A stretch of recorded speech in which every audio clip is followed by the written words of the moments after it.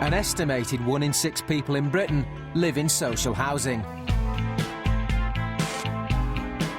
Britain's housing officers are at the sharp end. Hello? There is not enough social housing. There's not enough to meet the demand. They deal with around 10 million people day in, day out. Where's your keys? This is the good part. Most are good tenants, but some risk everything with their antisocial behaviour. Guy, what are you not doing? We have a problem. This week, one difficult tenant causes problems. Just to fix me. Is that what you want? Is that what you want? And another is in desperate need. We're not always in a position to be able to help. We can't help everybody. I just need a place, but I'll be happy to get anything. And the enforcement team take a tough line on drugs. It's almost like somebody's taking the mickey, so we have no choice but to take serious action against them.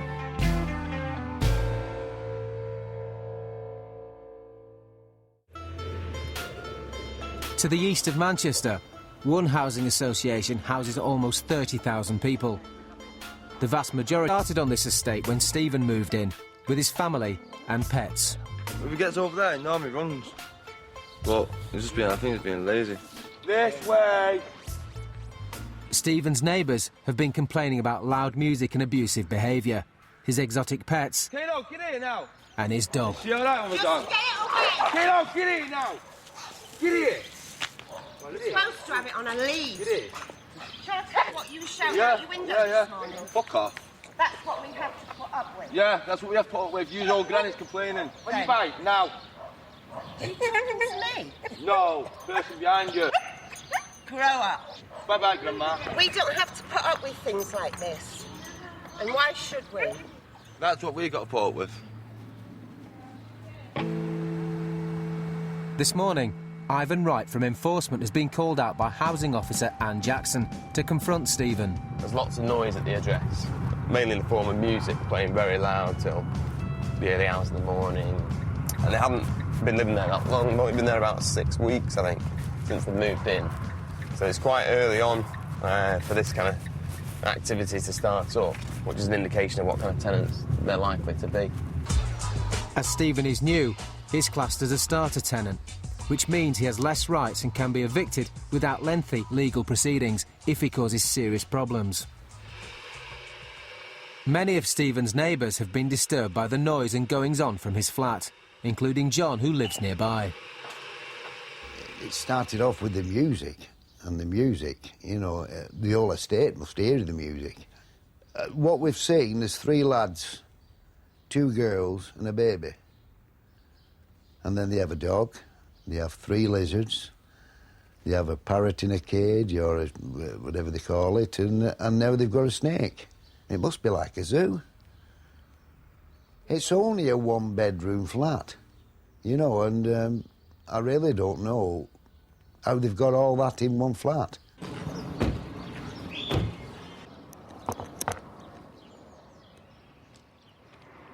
Hi, pal. We've had quite a few complaints about noise from the property. Mainly loud music. Not that loud. No. You might not think it's loud, but it must be for them to complain. The other issue we've got is the number of people staying here. So how many people live here now? It's just me that lives here, but my Well, brother stays. technically on paper you live here, but obviously people do stay here. So how many people stay here? My brother stays now and then, and my girlfriend does, but my girlfriend's got her own flat. You can't have that many people living here. The other thing, and this is like the third thing, is the animals. How many lizards have you got? 4. See, there's 4 lizards, a dog, anything else? But my brother... There's a bird as well. I heard a bird, didn't I, as I came in? You're only allowed 1 pet, and it tells you that in your tenancy agreement, and you signed that to say that you're happy with the terms of that agreement, and they're the animals that you're allowed, just 1 domesticated animal. Well, I can't see what harm they're doing.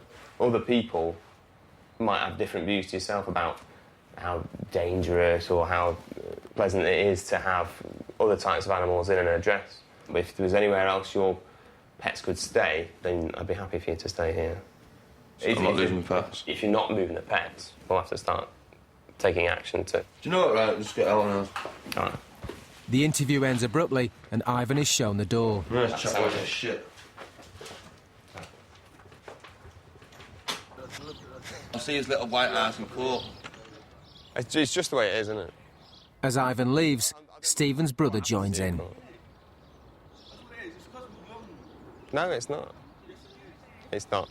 Come into the new chart and we'll have a conversation in there, but I can't talk to you like this. I can't talk to you like this. But come into the building if you want. I've got to go now. I don't want to end up into a big screaming row in the street. Because it's going to disturb the neighbours. We've got like 4 lizards, 1 snake and 1 bird and 1 dog. But that don't cause no trouble. And then we got to get rid of them. Hang on a minute. You know what I mean? It's victimisation, that's what it is. Because we're young. I don't know how they can cause any trouble. So, these neighbours can go and fuck off, in my opinion. Back in the office, Ivan examines the starter tenancy agreement that Stephen signed up to. At the time of signing the agreement, you have our consent to keep the following animals. Lizard, kept in a tank. So it's just a that. lizard, yeah. That means that the dog and everything else has to go. Yeah. Because that's all they've been allowed to keep. Yeah. They're allowed 3 persons to live in that flat. And that includes a baby or children. So that has to be addressed as well, in addition to the antisocial behaviour. And the language he uses to his elderly neighbours. So what will happen now is he'll get what's called a tenancy caution for his actions, for telling his neighbour to fuck off. And that's like a final warning. But the crux of it is he's been given 28 days to get rid of the pets. And if he doesn't, then he'll be in breach of contract, which means that it'd be easier for us just to apply for possession based on the fact that he's not kept his side of the contract.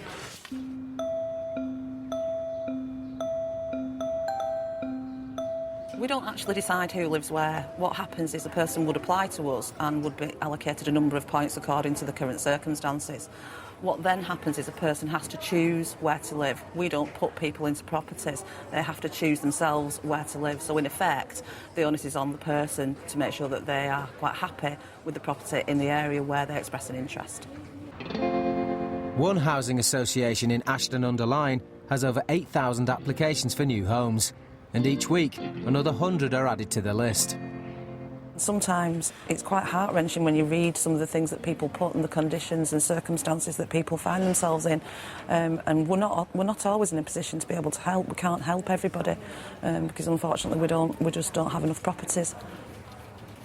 One recent application on lettings manager Shauna Hildersley's desk is from a single man who is desperate for a home. What is written is that I'm currently living in homeless accommodation and I've nowhere to live for now. And the situation is not good for me because I live with the drug addicts. I don't have enough sleep because they always make noise, whether it's in the afternoon or at night. The condition is unbearable, which is very sad, really.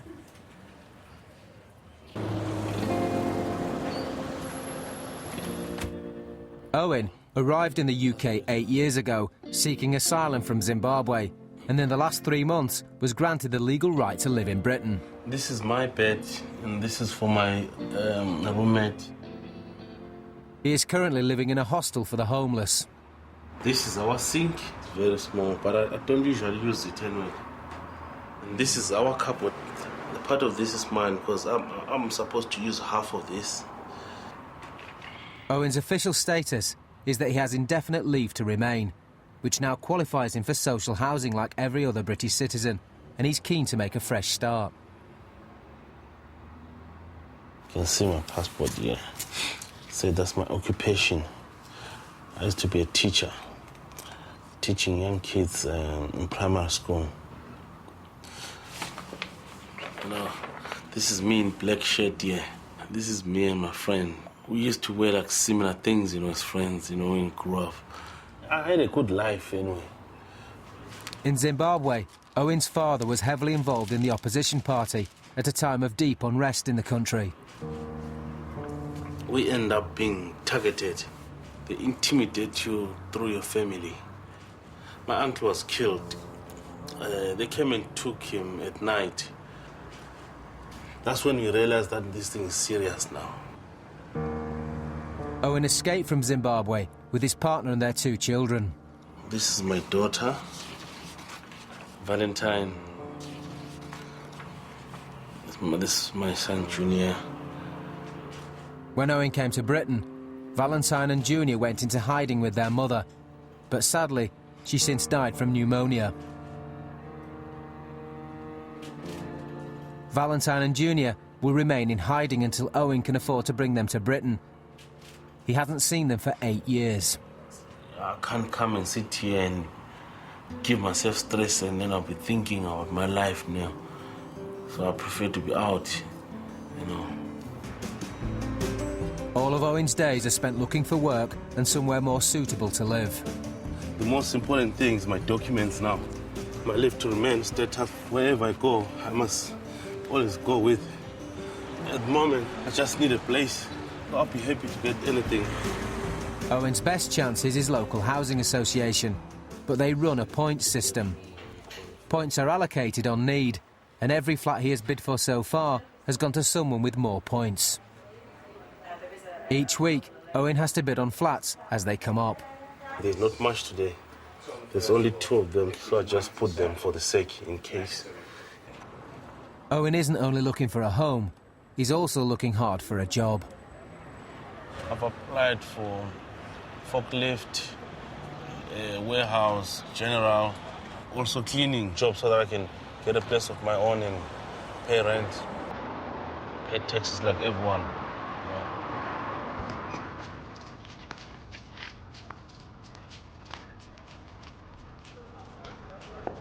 Near Ashton-under-Lyne, Ivan's rowdy animal-loving tenant has been given 28 days to cut down the number of animals and people in his flat.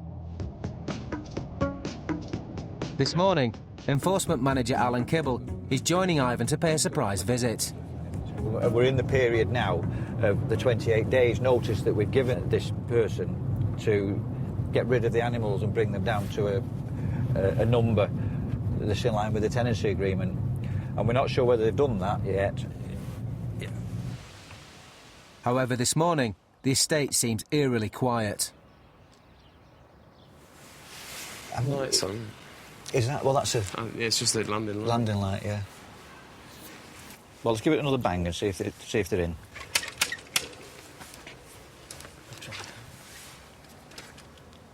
That's this week's, isn't it? Yeah, it's the same one. That, yeah. Stephen and his family and pets are nowhere to be seen. Alan and Ivan approach the neighbours to try and solve the mystery. Bit like a graveyard. Right. It's like a graveyard. Okay. What day did the removal van come? Yeah, the Monday or Tuesday, wasn't Monday or it? Tuesday, a removal van came and took stuff. Oh, what kind of things did they take? Cot. Right. Bed. So it's not going to be there anymore. Did it look like they were just moving her out? Her and the baby, Well, maybe? Well, I don't know. I don't know, because there's still a lot of stuff open, well, you Yeah. can see from here.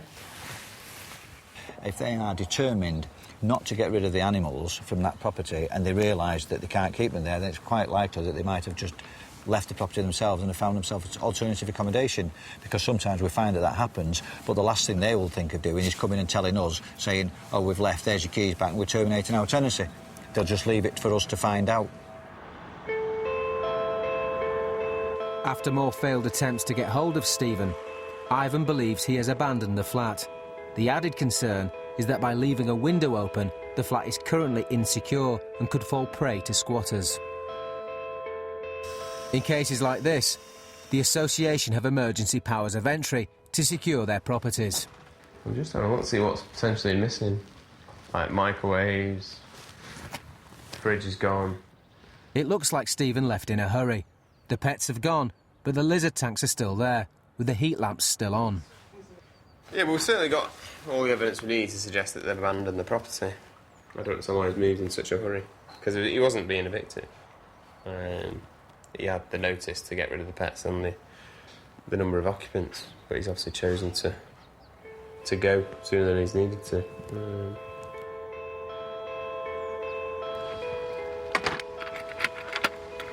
With its new lock.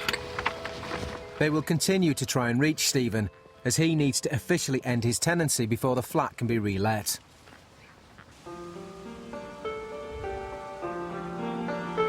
Most of our tenants are wonderful people, but on our communities, in our estates, there's always an element, in some areas, of this yob culture or antisocial behaviour or neighbours from hell, whichever way you want to describe it, and we will deal with that, because antisocial behaviour can ruin people's lives, can lead people to committing suicide, can lead to families breaking up, can lead to people moving out of the area, and that's not what we want to happen.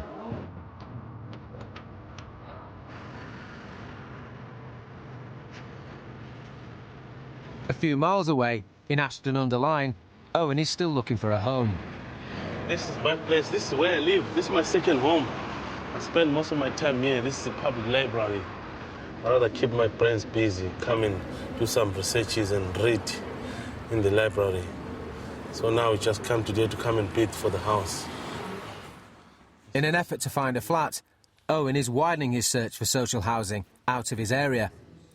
At the library, he can bid online. The system of bidding for flats means that people only bid for what they want. However, it also means all the better properties are heavily oversubscribed. I spoke to somebody. We were sitting here again.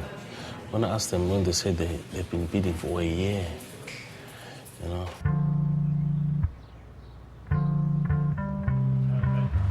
Yeah. This morning, Owen's visiting his local housing association. As part of the housing process, he's allowed to ask for advice about his application. And today, he's meeting Shona, the lettings manager. Where are you living at the moment? Yeah, it's a homeless place. It's a bed and breakfast there. Do you share your room with anybody? Yes, I do share with somebody. Okay, so how many are in your bedroom at the moment? Oh, it's 2 of us in the bedroom. Your application at the moment on the system isn't reflecting the fact that you're sharing a bedroom with another person. So I need to get that altered for you. That will give you 325. Yeah. No, 325 points is a reasonable amount of points. I can't tell you how long you're going to have to wait before you're successful for something, but you must carry on placing your bids each week. Yeah. Just keeping fingers crossed. Yeah. Bye. Bye. Cheers. He is sharing a bedroom with a person who's not a relative or family member. And what that actually means is that he's entitled to overcrowding points, which should assist him with being placed higher on the bidding cycle. The extra overcrowding points will help Owen, but there are no guarantees that he'll get a property. He'll only be awarded a new home if he has more points than anyone else bidding at that time.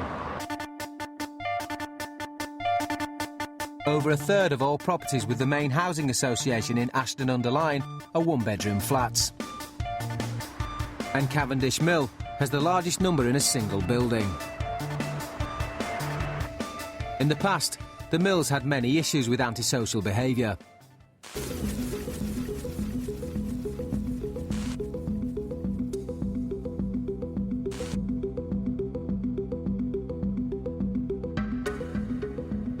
Following thousands of pounds of renovations and safety improvements, things have calmed down, but there are still problems. To keep a firm grip on the flats, they have their own enforcement officer, Linda Chapman.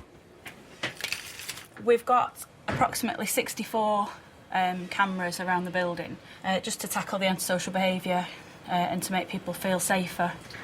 The building was seen as a sort of a last resort tenure for people in Tameside. That came here, and we inherited all the tenants from the previous landlord, and unfortunately some of those tenants caused us some problems when we first took over. This is a safety shutter in case anybody tries to climb over or attack the staff, and it's just a case of pressing the button and it goes up very quickly.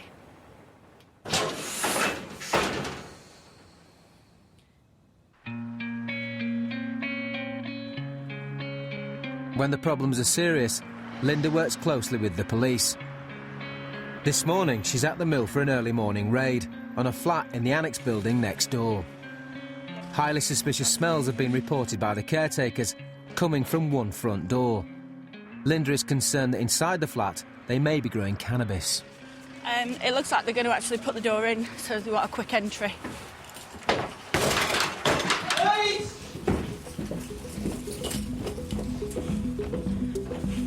Cheers. Tenant's decent then.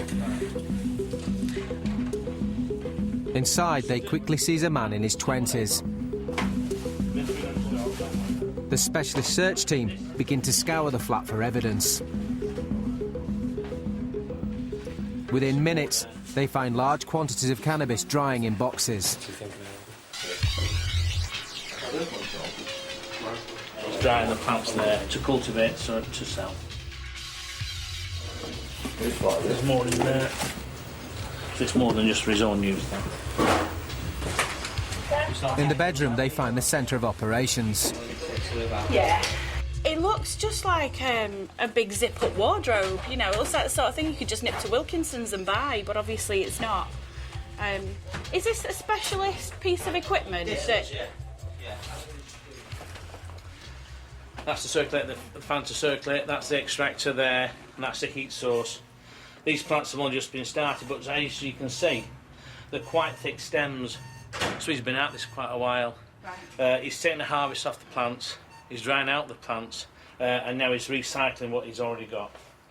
As they search the flat, they discover evidence of cannabis everywhere. They've actually found some further cannabis leaves in the kitchen cupboards, and as you can see on the side there, there's quite a lot more cannabis.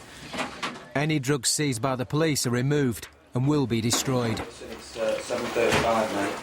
We're arresting on suspicion of possession with intent to supply. All right. So you don't have to say anything, but it may harm your defence if you don't mention. But as the man is arrested, Linda discovers that he is not, in fact, her tenant. What I need to do is just establish who the guy is that's been arrested, because I've just heard the police mention his name, and that doesn't match with the name of the tenant. He says that he's a visitor to the property and not the tenant.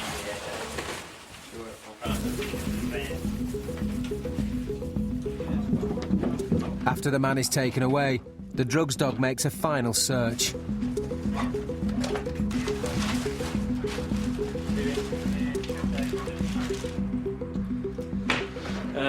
Right, this is what we've been looking for. The job lads found them. These are what they call snap bags.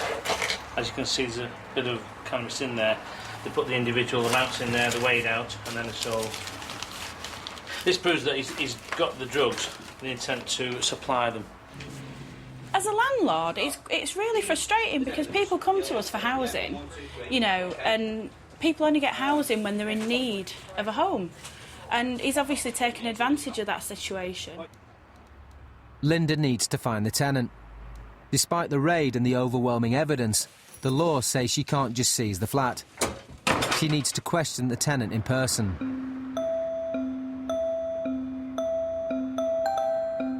Drugs are a problem in social housing, both the use of drugs and obviously supply or cultivation.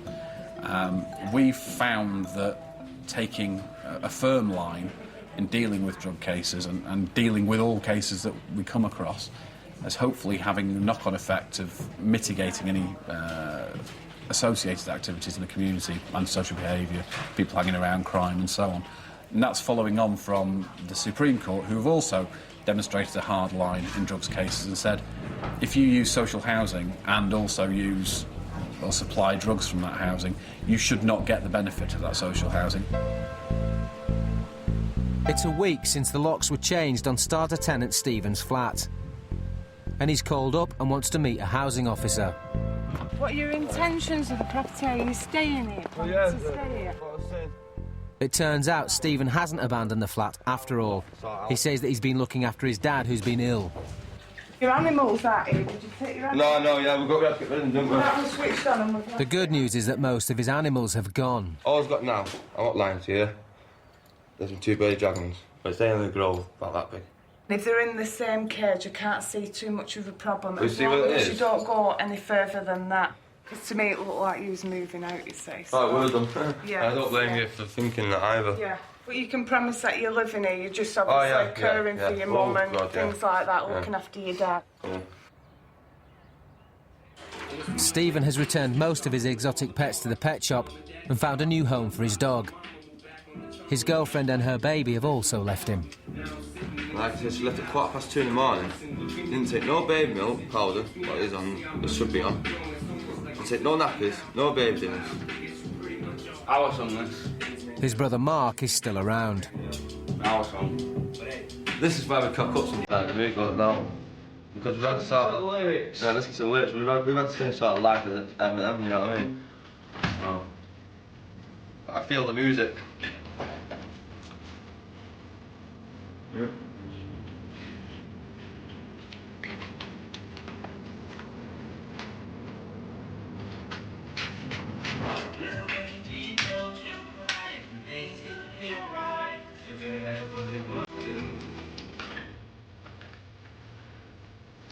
Social scenes are written all over the song.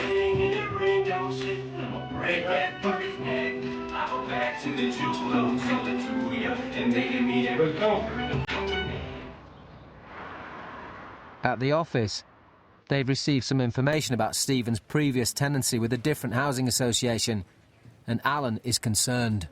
Prior to them actually taking up a tenancy with us, they were actually a tenant of another social landlord. They were hardly the best of tenants there, and in fact were evicted from their tenancy there. Now, they were overcrowded. They had an excessive number of animals. Again, it was lizards. They damaged the flat. There were threats of violence from the tenant. I don't think we were made aware of that at the time, so this could have an impact on the fact that they potentially might have made a false declaration when they actually applied for the tenancy. So we really need to just discuss this issue with legal to see if it's going to make a major impact on where we go from here. At the homeless hostel, Owen is calling home in Africa with some news. Yes, I've got a job, Mama. I'll start on Monday. Yeah, Yes, Mama. I'm starting on Monday. All right, Papa, Mama, I love you. Bye, Mama. It is very important, bro. I've been waiting this for a long time. I'm buzzing. I'm buzzing.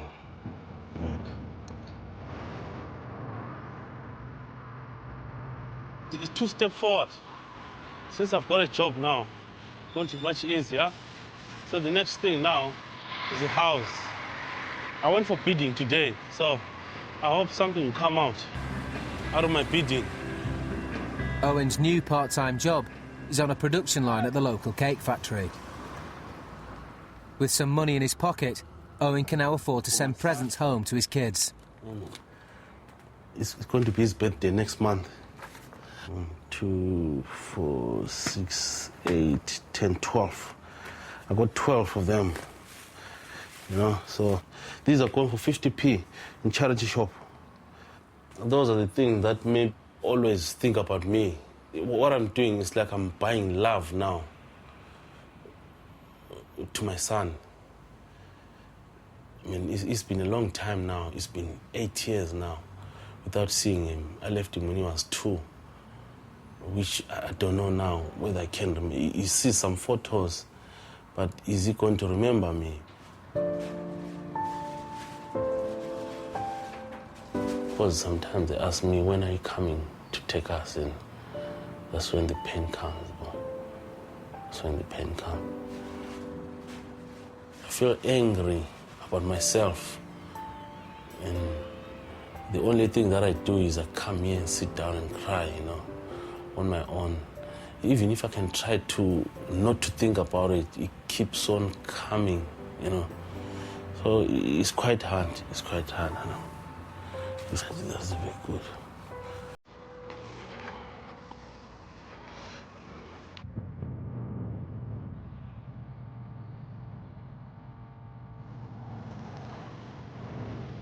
This morning, Ivan is returning to the flat of starter tenant Stephen.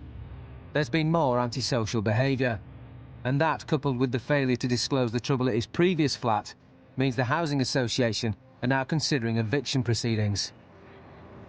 Since we last spoke to him, there's been a number of issues surrounding antisocial behaviour. He's told a neighbour to fuck off, again, the same lady. Once I spoke to him about the antisocial behaviour issues, I'll then ask him about this previous tenancy that he hasn't been completely upfront about. So you've had a written warning and a tenancy caution about the behaviour at the address. These things that I'm going to speak to you now obviously follow on from that. Alright. The first one, now, this follows somebody calling the RSPCA. Oh, no, that, dog. yeah. You shouted to the female resident across the way, "You fucking bitch," you called the RSPCA. Do you remember saying that? No, but also I didn't say it, because obviously I must have said it, mustn't I? Yeah, okay. Obviously I'll have to go back and speak to our legal department about what happens next, because obviously these are alleged breaches of your tenancy. You've made a partial admission to some.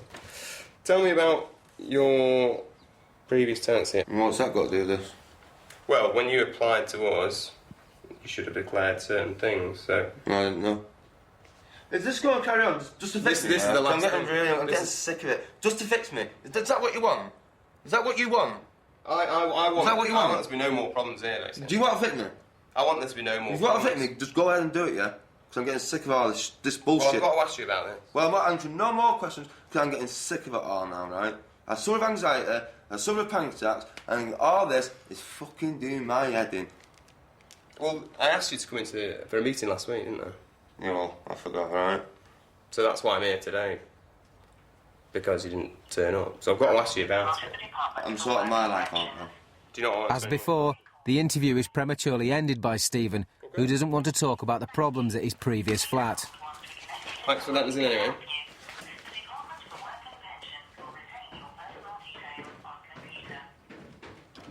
The interesting bit was obviously when I mentioned the previous flat. His first answer was, "What's that got to do with anything?" He knows exactly that he's been found out. I've instructed him that it's because when he's applied to us, he should have disclosed that to us. And at that point, he's decided that he's not going to answer any more questions. So I can go back to my legal team and say he's well aware of it. But he's not going to tell us anything about it. But what everyone's got to realise is in the charter, and when it's time for the property, I told them that I suffer of anxiety. And the medication's right down there on the floor to prove it. All it takes is someone to upset me and I fly, I can't help it. It's been difficult all the way through my life, been in care, come out of care at 16. I've had no help, I've defended for myself. Is it important for you to keep this flat? It is at the moment, because I haven't got nowhere else to stay, do you know what I mean? So, at the moment, yeah. Despite Stephen's need to keep his home, if he fails to take the situation seriously, he will be evicted.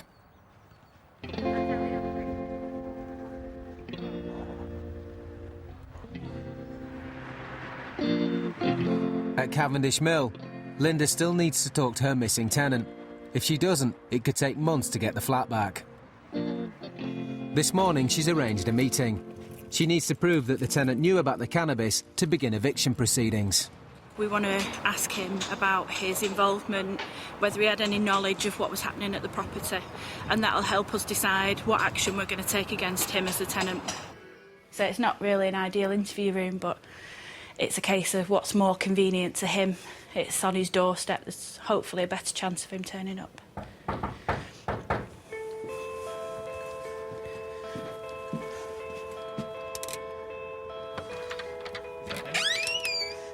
Some books for your book drive. All right then, thank you. Okay.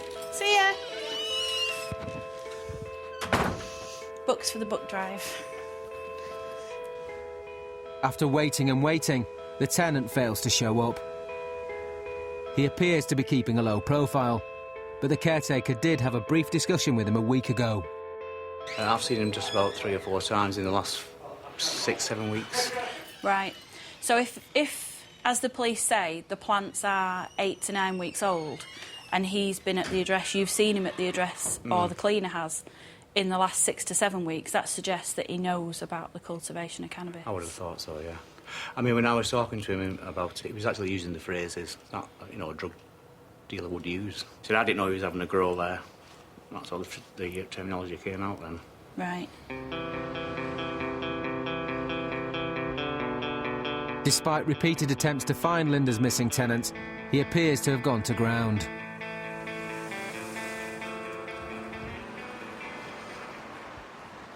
Today, Linda's going back to his flat for one last attempt to catch the missing tenant at home.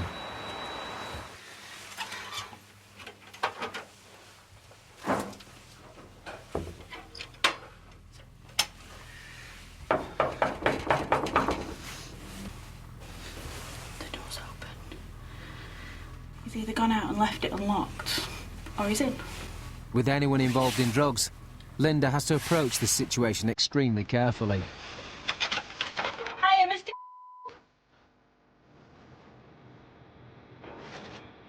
Mr. Hello? I am going to go in because the property's been left insecure, so we might need to secure it if he's abandoned it. So.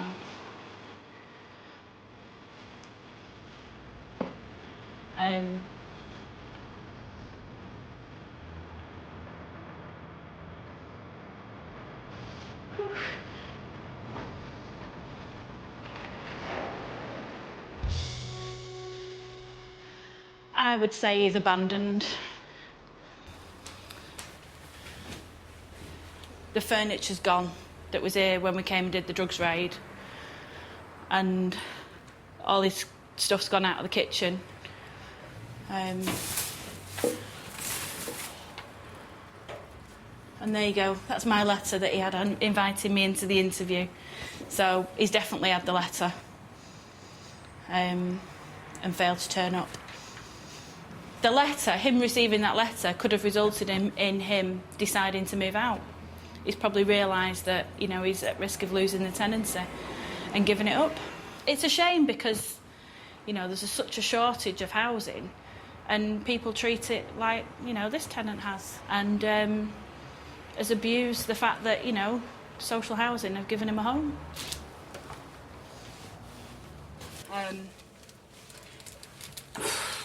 Once this tenancy is ended, I'll fill in what's called a suspended applicant form, and that will make sure that he is suspended from applying for any further properties with us for at least a period of 2 years. Following Linda's visit, the tenant later handed in the keys, ending his tenancy. The police took no further action, and neither did the housing association, as they had the flat back. Reletting the flat in Cavendish Mill forced the Shoners department in the housing association. What we don't want to do is reverse all the good work that we've already carried out down there and end up back in the same position we were in when we took the mill on. All new tenants in Cavendish Mill are carefully considered, and former asylum seeker Owen is one of the names on the list for a different flat in the mill.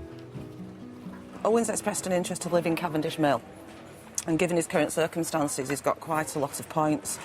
So he'll have been high on the list, and what we tend to do is vet and check as many people as possible who apply for the mill, and we've managed to reach Owen, and that's how he's come up for this offer.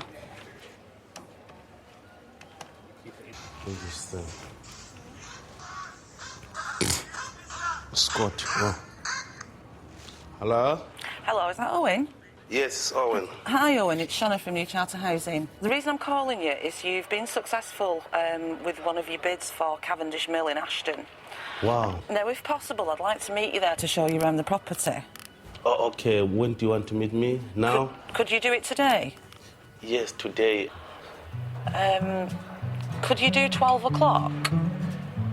Yes, I can. All right, then, so I'll see you at dinner time. I don't care what the building looks like. I don't mind, I don't care. As long as I'm gonna see myself out of this place. If she says I move tonight, I'm moving in.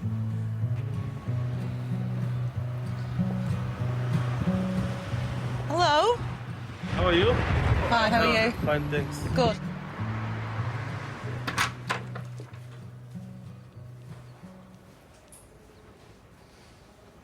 Start here. This is your living area. Yes. And obviously your kitchen. Yeah. This is what I've been waiting for now. This is it. This is it.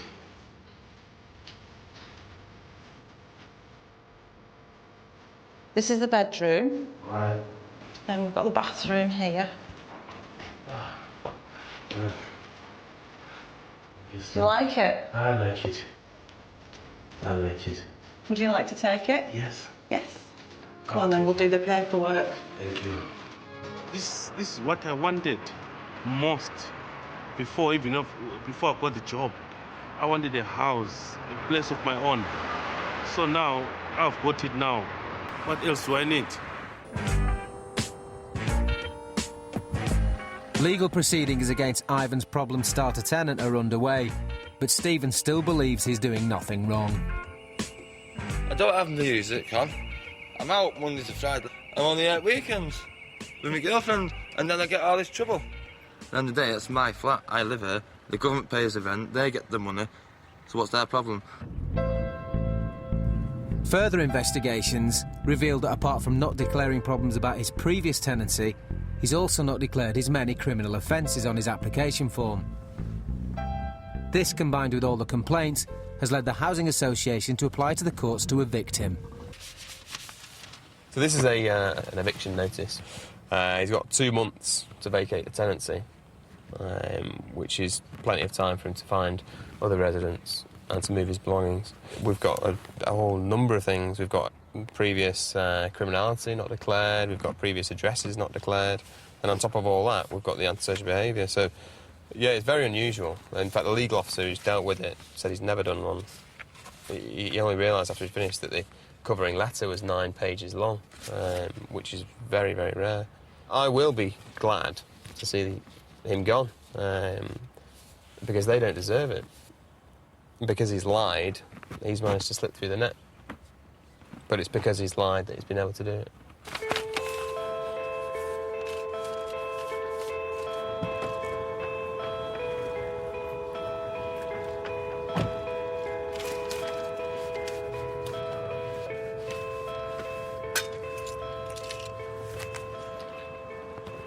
Hopefully he knows that if he carries on behaving like this, he'll never be able to settle anywhere. He's been evicted from one property within the last 12 months. He's now been evicted from another. He's got to realise at some point that he can't carry on the way he has.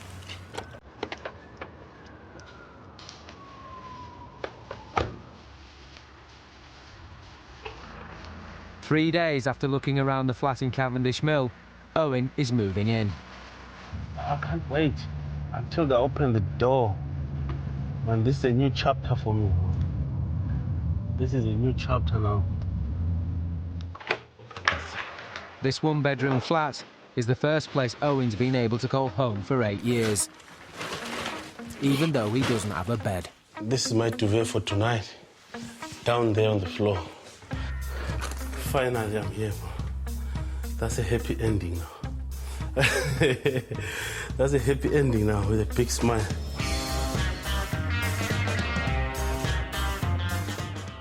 A starkly real and honest look at life as an inmate in Scotland's only women's prison. Girls Behind Bars, next.